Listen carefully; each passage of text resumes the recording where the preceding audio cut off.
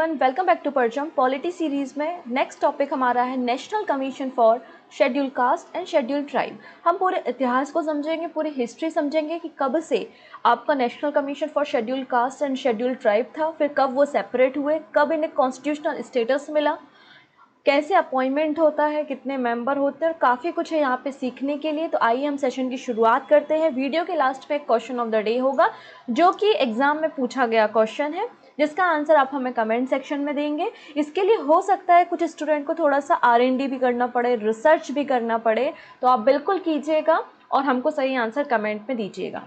ठीक है, तो आइए शुरुआत करते हैं। National commission for schedule caste and schedule tribe.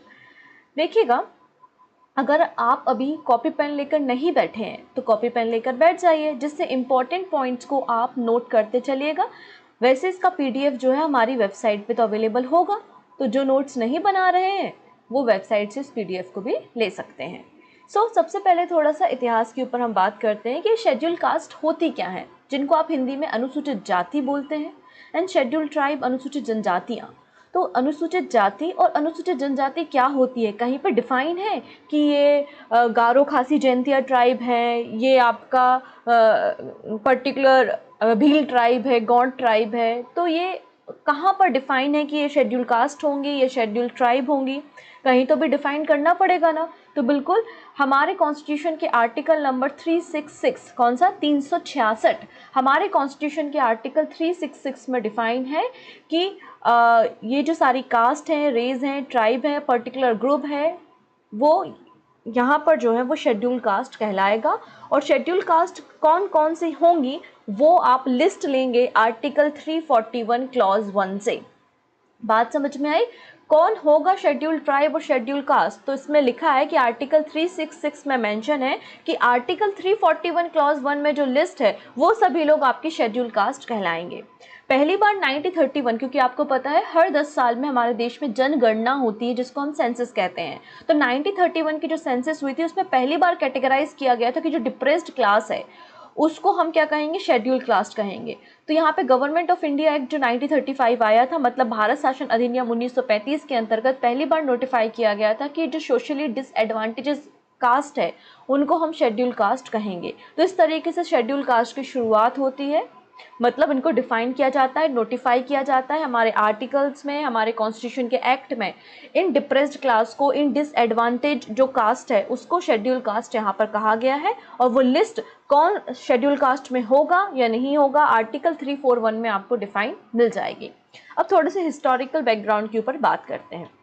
तो जैसे कि मैंने कहा गवर्नमेंट ऑफ इंडिया एक्ट 1935 आया, वहाँ पर आपने एक आर्टिकल का उल्लेख किया विच इज़ आर्टिकल नंबर 338। उस आर्टिकल नंबर 338 के अंतर्गत जो सेफ गार्ड करने के लिए जो शेड्यूल कास्ट है, अब इनके लिए कोई पॉलिसी बनानी है, इनके वेलफेयर का काम करना है, अगर इन पे एट्रोसिटी हो रही है, अत्याचार हो रहा है तो उससे उन्हें बचाना है, इनके सेफ गार्ड करने के लिए कानून बनाने की ज़रूरत है। तो यहाँ पर एक स्पेशल ऑफिसर की अपॉइंटमेंट की बात कही गई। तो आर्टिकल 338 में स्पेशल ऑफिसर को अपॉइंट करने की बात की गई to safeguard and provide schedule caste and schedule tribe in the constitution. Clear हो गया? तो शेड्यूल कास्ट के लिए और शेड्यूल ट्राइब के सेफ गार्ड के लिए स्पेशल ऑफिसर को अपॉइंट करने की बात आर्टिकल 338 में कही गई और स्पेशल ऑफिसर को अपॉइंट किया गया। स्पेशल ऑफिसर का काम यही था अपनी ड्यूटी को करना, इन्वेस्टिगेट करना अलग अलग मैटर पे, और सेफ गार्ड करना इंटरेस्ट शेड्यूल कास्ट और शेड्यूल ट्राइब के, और अपनी जो रिपोर्ट है वो प्रेसिडेंट को देना। ये काम स्पेशल ऑफिसर का था। फिर आगे हमें पता चला कि एकमात्र स्पेशल ऑफिसर जो है इस पूरे शेड्यूल कास्ट और शेड्यूल ट्राइब के सेफ गार्ड के लिए पॉलिसी बनाना, इन्वेस्टिगेट करना, कानून बनाना, ये सब कोई एक मेंबर नहीं कर सकता। हमें मल्टीपल मेंबर की एक बॉडी चाहिए। हमें क्या चाहिए? एक पर्टिकुलर कमीशन चाहिए जो मल्टी मेंबर सिस्टम हो। तो हमने जो सिंगल मेंबर सिस्टम था उसको रिप्लेस कर दिया एक मल्टी मेंबर सिस्टम से। According to the article 338 Constitution, on demand of the member of parliament, that the officer of commissioner was not enough to monitor the implementation of the constitutional safeguard, replacing one member system with a multiple member system। और वहीं से शुरुआत होती है national commission for schedule caste and schedule tribe. तो 1978 में पहली बार हमने एक कमीशन बनाया जिसको हम schedule caste and schedule tribe commission कहते हैं। लेकिन एक नॉन कॉन्स्टिट्यूशनल कमीशन था, इसका कोई भी संवैधानिक औचित्य नहीं था। एक नॉन कॉन्स्टिट्यूशनल बॉडी के रूप में हमने national commission for schedule caste and schedule tribe को बनाया। मतलब ये पहला कमीशन था शेड्यूल कास्ट और शेड्यूल ट्राइब के लिए, जो कि 1978 में बनाया गया। फिर आगे हमें ज़रूरत पड़ती है कि नहीं, इस बॉडी को एक कॉन्स्टिट्यूशनल स्टेटस देना बहुत ज़्यादा ज़रूरी है और सिविल राइट्स देना भी ज़रूरी है, जिससे हम सेफगार्ड कर सकें इंटरेस्ट अनुसूचित जाति और अनुसूचित जनजाति के। इसलिए हमने 65 नंबर का कॉन्स्टिट्यूशनल अमेंडमेंट एक्ट कर डाला 1990 में। 1990 में 65वें नंबर का संविधान संशोधन होता है, जिसके बाद हम एक कॉन्स्टिट्यूशनल स्टेटस देते हैं national commission for schedule caste and schedule tribe के लिए। तो आपको डिफरेंस क्लियर हो रहा है। पहले जो हमारा गवर्नमेंट ऑफ इंडिया एक्ट 1935 आया था, तो हमने आर्टिकल 338 का यूज़ करते हुए एक ऑफिसर, स्पेशल ऑफिसर जो है वो बनाया था।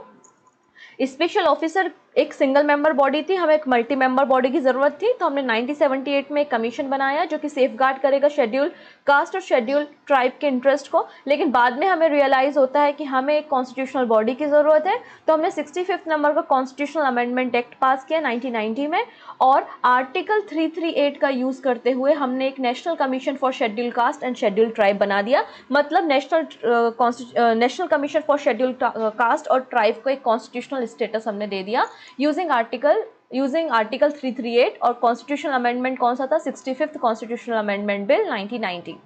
उसके बाद हमें रियलाइज़ होता है कि नहीं, हमें national commission for schedule caste and schedule tribe को सेपरेट कर देना चाहिए। मतलब एक national commission for schedule cast होना चाहिए और एक national commission for schedule tribe होना चाहिए। जो एक कंबाइंड कमीशन है, इसको सेपरेट कर देना चाहिए, अलग अलग कर देना चाहिए। तो हमने फर्दर एक अमेंडमेंट कर दिया जिसका नाम था 89 नंबर का कॉन्स्टिट्यूशनल अमेंडमेंट एक्ट, जो कि 2003 में पास किया गया था। और 2003 में जब एक्ट को आपने पास किया तो national commission for schedule cast को अलग कर दिया और national commission for schedule tribe को अलग कर दिया। तो national commission for schedule cast आपको आर्टिकल 338 में मिलता है, वहीं national commission for schedule tribe आपको आर्टिकल 338 क्लॉज ए में देखने को मिलती है, जो कि अस्तित्व में कब आई? 2004 में आई। तो अगर आपसे पूछा जाता है कि national commission for schedule caste कब बना, तो 2004 में बना, जिसके पहले चेयरमैन सूरज भान थे। बात समझ में आ रही है? क्वेश्चन को आप समझिएगा कि एग्जामिनर आपसे क्वेश्चन में क्या पूछना चाहता है। अगर वो पूछता है कि पहली बार national commission for schedule caste and schedule tribe कब बना, तो वो 1978 में आपने पहला कमीशन बनाया था। ठीक है, इसको कॉन्स्टिट्यूशनल स्टेटस आपने कब दिया? तो आपने इसे 65th कॉन्स्टिट्यूशनल अमेंडमेंट करके इसको कॉन्स्टिट्यूशनल स्टेटस दिया। लेकिन अगर क्वेश्चन आता है कि पहली बार individual national commission for schedule caste कब बना, तो 2004 में बना, जिसके पहले चेयरमैन सूरज भान थे। तो थोड़ा सा बैकग्राउंड को दिमाग में रखना है। जैसे कि क्वेश्चन देखेंगे, the national commission for schedule cast was set up under blank article of Indian constitution. किस संविधान के किस अनुच्छेद में जो है वो हमारा national commission for schedule caste है? तो आर्टिकल 338 में मेंशन है। Option A is the right answer. Next है, which of the following is the constitutional body? इनमें से कॉन्स्टिट्यूशनल बॉडी कौन सी है? National child right protection commission, national commission for women, national minority commission, या फिर national commission for schedule caste? तो अभी हमने देखा है कि national commission for schedule caste जो है वो एक कॉन्स्टिट्यूशनल बॉडी है, जिसका उल्लेख आपको आर्टिकल 338 में मिलता है। ये बाकी की सारी जो बॉडी है ये आपकी स्टैच्यूटरी बॉडी है, मतलब इन्हें किसी एक्ट के जरिए बनाया गया है। ठीक है, तो एक छोटी सी लिस्ट है जिसका फटाफट स्क्रीनशॉट आप ले लेंगे। ये सभी की सभी जो बॉडीज़ आपको दिख रही हैं ये स्टैच्यूटरी बॉडी, जैसे कि security and exchange board of India, जिसको हम सेबी कहते हैं, तो सेबी एक्ट 1992 से बना है। अगर नेशनल ह्यूमन राइट कमीशन, मानव अधिकार आयोग के बारे में बात करते हैं, तो protection of human right act 1993 से इसको बनाया गया है। नेशनल कमीशन फॉर वीमेन, मतलब राष्ट्रीय महिला आयोग की अगर बात करते हैं, तो राष्ट्रीय महिला आयोग जो एक्ट है 1990 से इसको बनाया गया है। नेशनल कमीशन फॉर माइनॉरिटी, अल्पसंख्यक आयोग की अगर बात करते हैं, तो national commission for minority act 1992 में पास हुआ था, इससे इसको बनाया गया है। एनजीटी, जिसको हम नेशनल ग्रीन ट्रिब्यूनल, राष्ट्रीय हरित प्राधिकरण के नाम से जानते हैं, इसको 2010 में एक्ट पास करके बनाया गया है और ये क्वेश्चन एग्जाम में बना है। आर्म फोर्स ट्रिब्यूनल, ये भी आर्म फोर्स ट्रिब्यूनल एक्ट 2007 से बना है। उडई जिसे बोलते हैं, unique identification authority of India, वो भी एक्ट 2016 में बना था। सेंट्रल विजिलेंस कमीशन सीवीसी, जो कि मैं पढ़ा चुकी हूँ, प्लेलिस्ट में आपको वीडियो मिल जाएगा, ये भी एक स्टैच्यूटरी बॉडी है, 2003 में एक्ट पास करके इसे बनाया गया है। National commission for protection of child rights, जो कि अभी हमने देखा 2005 के एक्ट से इसको बनाया गया है।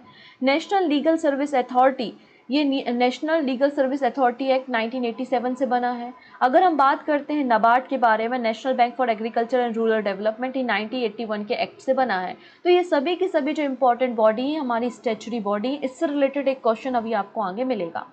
Who appoint the chairman of national commission for schedule caste, schedule caste का जो चेयरमैन होता है उसे कौन नियुक्त करता है। तो अगर इस कमीशन के स्ट्रक्चर के बारे में मैं बात करूं तो यहाँ पर एक चेयरमैन होगा, चेयरमैन के अलावा यहाँ पर एक वाइस चेयरमैन होगा, वाइस चेयरमैन के अलावा 3 दूसरे मेंबर्स भी होंगे। तो इस तरीके से schedule commission for national commission for schedule cast बनता है, चेयरमैन, वाइस चेयरमैन और 3 दूसरे मेंबर्स। तो इन सभी को नियुक्त करने का अधिकार प्रेसिडेंट ऑफ इंडिया का होता है, भारत के राष्ट्रपति इनकी नियुक्ति करते हैं। तो ऑप्शन ए बिल्कुल सही हो जाएगा। ठीक है, the commission shall consist of chairman, vice chairman and 3 other members. So appointed shall be such as the president में बाय रूल डिटरमाइन। तो प्रेसिडेंट ऑफ इंडिया इन्हें अपॉइंट करते हैं। जो चेयरमैन होता है वो कैबिनेट मिनिस्टर की रैंकिंग का अधिकारी होता है, और जो वाइस चेयरमैन होता है वो मिनिस्टर ऑफ स्टेट की रैंकिंग का अधिकारी होता है। अगर इनके टेन्योर की बात करते हैं तो इनका कोई टेन्योर फिक्स नहीं है, इन एक्ट में कोई टेन्योर फिक्स नहीं है, प्रेसिडेंट के प्लेजर या राष्ट्रपति के अनुसार ये काम करते हैं, लेकिन फिर भी इनका टेन्योर 3 साल रखा गया है।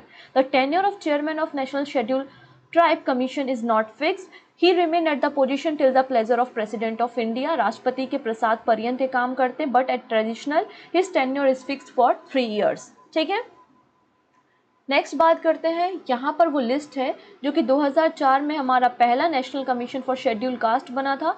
तो पहले चेयरमैन जो थे वो सूरज भान थे 2004 में। फिर आप सेकंड नंबर पे बूटा सिंह देखेंगे, थर्ड नंबर पे PL पूनिया, फोर्थ नंबर पे राजकुमार बरका, फिफ्थ नंबर पे आप देखेंगे रामशंकर कठारिया, और अभी जो 6 नंबर का national commission for schedule cast चल रहा है उसके चेयरमैन है विजय संपाला। अभी कौन है? विजय संपाला जी है 6 नंबर के national commission for schedule caste के चेयरमैन। ठीक है, एक वाइस चेयरमैन है और 3 दूसरे मेंबर्स हैं। आप यहाँ पर वो सारी लिस्ट देख सकते हैं। अरुण हल्दर का नाम और याद रख लीजिएगा जो कि वाइस चेयरमैन है, चेयरमैन विजय संपला है, और इन सबको नियुक्त करने का काम प्रेसिडेंट मतलब भारत के राष्ट्रपति करते हैं। इनका टेन्योर फिक्स नहीं होता है, पर ट्रेडिशनली 3 साल इनका टेन्योर माना गया है।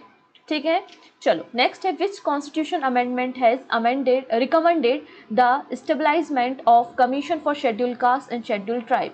तो यहाँ पे कॉन्स्टिट्यूशन के किस अमेंडमेंट से हमने national commission for schedule caste and schedule tribe को बनाया है और एक कॉन्स्टिट्यूशनल स्टेटस दिया है? सो आंसर हो जाएगा 65th कॉन्स्टिट्यूशनल अमेंडमेंट एक्ट। 1990 में ये एक्ट आया था जिससे हमने national commission for schedule caste and schedule tribe को बनाया था। ऑप्शन बी बिल्कुल सही हो जाएगा, है ना। यहाँ पर हमने 1 मेंबर सिस्टम को मल्टी मेंबर सिस्टम में कन्वर्ट किया था। ठीक है, यूजिंग आर्टिकल नंबर 338। सिमिलर हमने 89 नंबर का कॉन्स्टिट्यूशन अमेंडमेंट एक्ट 2003 में किया था, और 2004 में हमने separate national commission for schedule caste and national commission for schedule tribe बनाया था। और national commission for schedule tribe article 338 clause A में है। तो आपको बस 3 आर्टिकल बिल्कुल रट लेने हैं, बिल्कुल भूलना नहीं है। कोई सपने में उठा के भी पूछ ले कि बेटा बताओ तो बता देना। ठीक है, 338, 338A और 338B। तो यहाँ पे national commission for schedule caste है, national commission for schedule tribe है, और ये national commission for backward classes है। तो मतलब एक SC के लिए, एक ST के लिए और एक OBC के लिए कमीशन है। ठीक है, तो इन तीनों आर्टिकल्स को दिमाग में रखना है। पूछा गया इनमें से मैच कौन नहीं है। तो अभी मैंने स्टैच्यूटरी बॉडी की एक लिस्ट दिखाई थी, अगर आप उस लिस्ट को रिवाइज कर पा रहे हो, याद कर पा रहे हो, तो इसका आंसर आप दे दोगे। नेशनल कमीशन फॉर वीमेन बिल्कुल 1992 में बना, national minority commission 1993, national child right protection commission 2007, लेकिन नेशनल बैकवर्ड क्लासेस कमीशन 2002। ये स्टेटमेंट यहाँ पर गलत हो जाता है। तो यहाँ पे पहली बार जो OBC के लिए कमीशन बनाया गया था वो फरवरी में 1993 में बनाया गया था, लेकिन उसके बाद हमने क्या किया, अपने कॉन्स्टिट्यूशन में अमेंडमेंट किए। हमने अपने कॉन्स्टिट्यूशन में एक बिल पास किया 123rd कॉन्स्टिट्यूशनल अमेंडमेंट बिल 2017 में, और इसको हम 102 अमेंडमेंट एक्ट कहते हैं, जो कि 2018 में पास हुआ, जिसके अंतर्गत हमने आर्टिकल 338B को जोड़ा और हमने national commission for backward classes को एक कॉन्स्टिट्यूशनल स्टेटस दिया। ठीक है, तो आपको याद रखना है कि 2018 में national commission for backward classes को कॉन्स्टिट्यूशनल स्टेटस मतलब संवैधानिक दर्जा दिया गया है। नेक्स्ट है how long is the tenure of chairman of national scheduled tribe commission. तो यहाँ पे टेन्योर क्या होता है, तो मैंने कहा कि बिल्कुल फिक्स नहीं होता है, ये post till the pleasure of president of India काम करते हैं और ट्रेडिशनली हम 3 साल इसको कंसिडर करते हैं। तो option D is the right answer. अब एक और चीज़ मैं बता देती हूँ, यहाँ पे जो national commission for schedule cast हो गया और national commission for schedule tribe हो गया, इसके जो चेयरमैन होते हैं ना, उनको रीअपॉइंट किया जा सकता है, मतलब इनकी पुनः नियुक्ति हो सकती है, लेकिन 2 बार से ज़्यादा नहीं। केवल 2 टेन्योर के लिए, केवल 2 टर्म के लिए ये चेयरमैन रह सकते हैं। मतलब यहाँ पे जो मेंबर हैं और चेयरमैन है वो रीअपॉइंट हो सकते हैं, लेकिन 2 टर्म से ज़्यादा नहीं। इस बात को भी याद रखना है। लिखा है when was the national scheduled tribe commission setup. तो नेशनल शेड्यूल्ड ट्राइब कमीशन कब बना था, तो 2004 में बना था। Option D is the right answer. अभी शेड्यूल ट्राइब का क्या है, जैसे कि हमने कहा कि शेड्यूल कास्ट क्या होती है, तो आर्टिकल 366 में शेड्यूल कास्ट है वो कहती हैं कि आर्टिकल 342 क्लॉज 1 में जो लिस्ट है वो आपकी शेड्यूल कास्ट कहलाती है। वैसे ही आर्टिकल नंबर 366 में ये भी डिफाइंड है कि कौन शेड्यूल ट्राइब होगा, ठीक है, और कौन सा एरिया शेड्यूल ट्राइब है या कौन सी जाति जनजाति शेड्यूल ट्राइब में आएगी, ये बात नोटिफिकेशन जारी करते हुए प्रेसिडेंट डिसाइड करते हैं। According to the Article 342 of the Constitution, the scheduled tribe, are the tribal community, are the part, are group within these tribe and tribal community which has been declared such as the president through a public notification. 2011 की अगर हम census उठाते हैं, 2011 की जनगणना के according Bharat में schedule tribe का रिप्रेजेंटेशन 8.6% है और लगभग 700 ट्राइब जो है वो नोटिफाई है, और सबसे ज़्यादा जो शेड्यूल ट्राइब्स हैं उनकी कम्युनिटी जो है वो ओडिशा राज्य में है 2011 की जनगणना के अनुसार, ठीक है। National commission for schedule tribe जो है वह कॉन्स्टिट्यूशनल बॉडी है, इसका उल्लेख आपको आर्टिकल 338 क्लॉज ए में देखने को मिलता है। यहाँ पर ये जो national commission for schedule tribe है, इसका काम होता है कि जो इंटरेस्ट हैं शेड्यूल ट्राइब के उनको सेफगार्ड करना, उनके लिए पॉलिसी बनाना। जब भी ऐसा कोई कमीशन बनता है या फिर सेंट्रल गवर्नमेंट और स्टेट गवर्नमेंट कोई नए कानून बनाती है, पॉलिसी बनाती है, तो इस कमीशन की रिकमेंडेशन या सिफारिश या सलाह बहुत ज़्यादा ज़रूरी होती है। तो consultation with national commission for schedule tribe, the union and state government shall consult the commission on all major policy matter affected schedule tribe.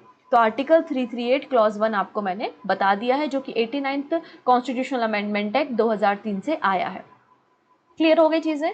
अब इसके कंपोजिशन की बात कर लेते, तो इसमें भी एक चेयरमैन होता है, एक वाइस चेयरमैन होता है और 3 अलग मेंबर्स होते हैं। इन सभी की नियुक्ति जो है वो राष्ट्रपति के द्वारा करते हैं, राष्ट्रपति वारंट जारी करते हुए इनकी नियुक्ति करते हैं। ये जो चेयरमैन होता है ना, ये कोई सोशल वर्कर, पॉलिटिकल वर्कर होना चाहिए जो कि शेड्यूल ट्राइब से होना चाहिए और शेड्यूल ट्राइब के लोग इसे पसंद करते हों, जानते हों, इसने कोई कंट्रीब्यूशन किया हो, तो ऐसे व्यक्तियों को चेयरमैन अपॉइंट किया जाता है। अगर हम वाइस चेयरमैन और दूसरे मेंबर्स की बात करते हैं, तो इनमें से 2 मेंबर जो हैं वो शेड्यूल ट्राइब से होने चाहिए और एक महिला भी यहाँ पर होनी चाहिए, ठीक है। यहाँ पे लिखा है at least 1 other member shall be appointed from among women, एक मेंबर जो है वो महिला होनी चाहिए। चेयरमैन जो होता है वो रैंक ऑफ कैबिनेट मिनिस्टर का होता है, vice chairman minister of state के होते हैं रैंकिंग के, और अदर मेंबर जो होते हैं वो secretary to the government of India की रैंकिंग के बराबर इनका स्टेटस होता है। टेन्योर, जैसा कि मैंने कहा है कि टेन्योर तो फिक्स नहीं होता है, ठीक है, लेकिन राष्ट्रपति के प्रसाद पर्यंत प्लेजर के अकॉर्डिंग ये काम करते हैं, लेकिन ट्रेडिशनली हमें पता है 3 साल तक अपने टेन्योर को एज्यूम करते हैं। The member are not eligible for appointment for more than 2 terms, इस बात को भी याद रखना है।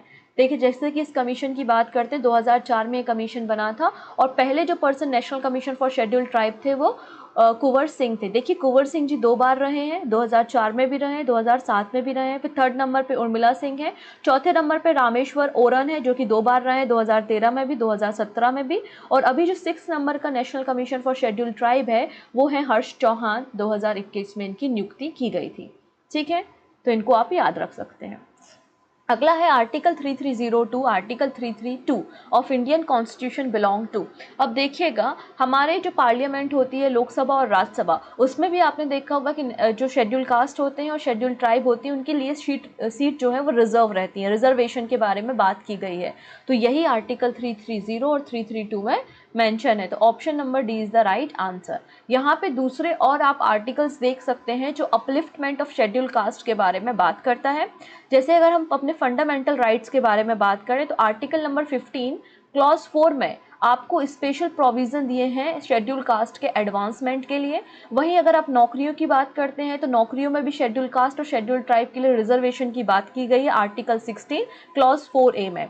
आर्टिकल नंबर अगर 17 की बात करते हैं जो कि हमारा एब्सोल्यूट राइट है, जो अनटचेबिलिटी मतलब छुआछूत के बारे में बात करता है कि छुआछूत जो है वो भारत में पूरी तरीके से प्रतिबंधित है, निषेध है।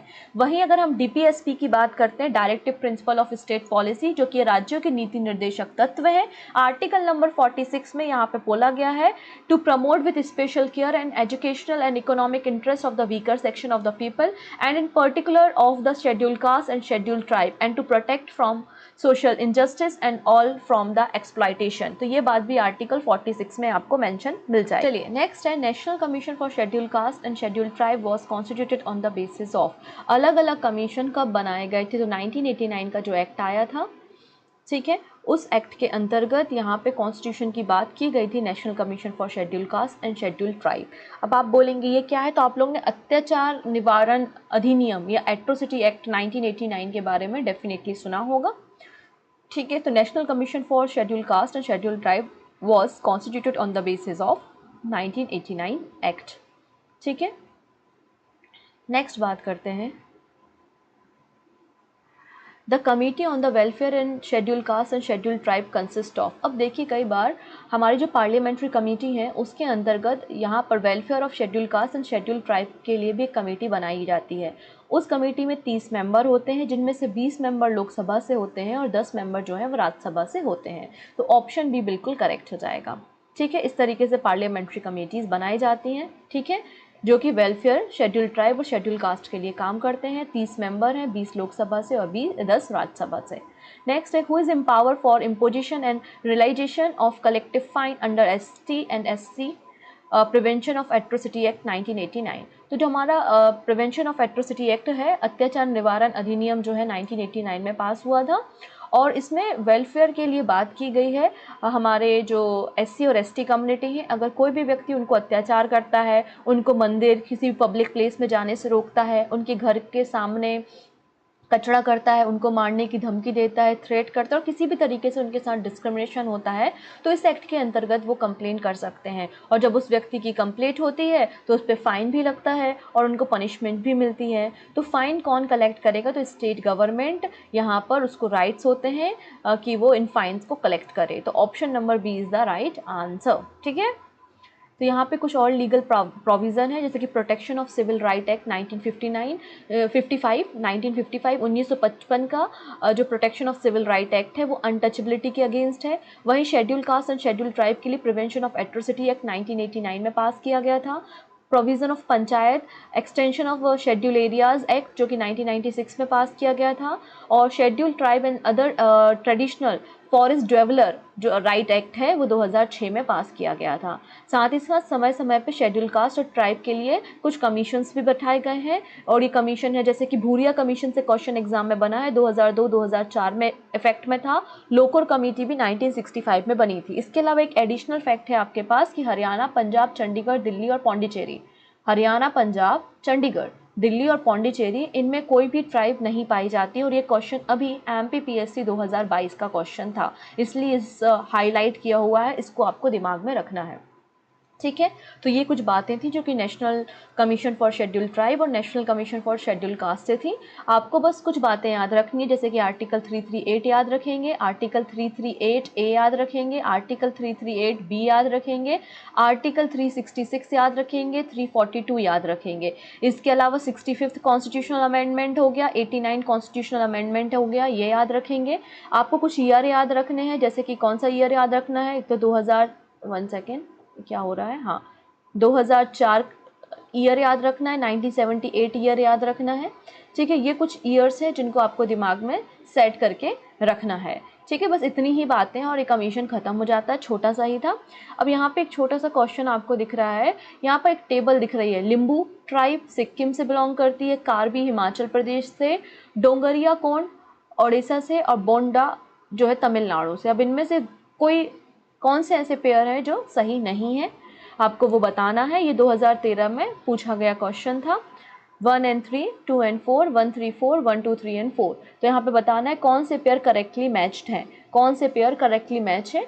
अब इनमें से जो भी पेयर करेक्टली मैच नहीं है तो आप हमको कृपया करके ये भी बता दीजिएगा कि वो किस राज्य से ये ट्राइब बिलोंग करती है। और जिनमें से कार्बी तो बहुत आसान है, आप देख के ही Karbi land, Karbi area, Karbi protest, तो इस तरीके से अगर आपने सुना होगा कभी भी तो आप बिल्कुल बता पाएंगे। तो आप मुझे बताइएगा कि सही आंसर क्या है कमेंट सेक्शन में। रिप्लाई भी मैं आपको कमेंट सेक्शन में करूँगी। So thank you so much. हम मिलते हैं नेक्स्ट सेशन में ऐसे ही कुछ नए कमीशंस के साथ। तब तक अपना ध्यान रखेंगे। Take care.